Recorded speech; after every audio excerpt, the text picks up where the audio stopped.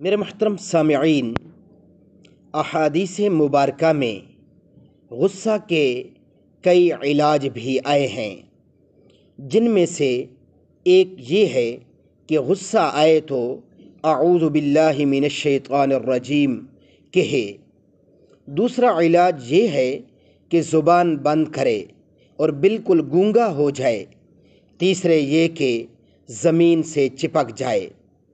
ایک روایت میں ہے کہ رسول اللہ صلی اللہ علیہ وسلم نے فرمایا کہ بلا شبہ غصہ شیطان کی طرف سے ہے، اور اس میں بھی شک نہیں کہ شیطان آگ سے پیدا کیا گیا ہے اور آگ کو پانی ہی بجھاتا ہے۔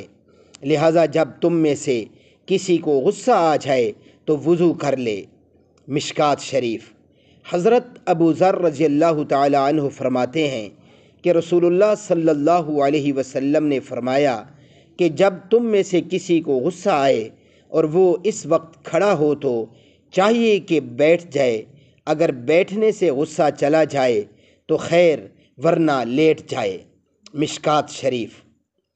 مشکوٰۃ شریف میں بیہقی سے ایک روایت نقل کی ہے کہ رسول اللہ صلی اللہ علیہ وسلم نے فرمایا کہ بلا شبہ غصہ ایمان کو اس طرح بگاڑ دیتا ہے جیسے علوہ شہد بگاڑ دیتا ہے۔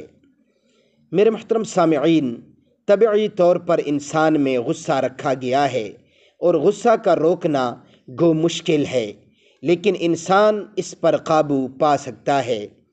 ایک حدیث شریف میں یہ ہے کہ وہ زوردار اور پہلوان نہیں جو اپنے مقابل پہلوان کو پچھاڑ دے، زوردار اور پہلوان وہ ہے جو غصہ کے وقت اپنے آپ کو قابو میں رکھے۔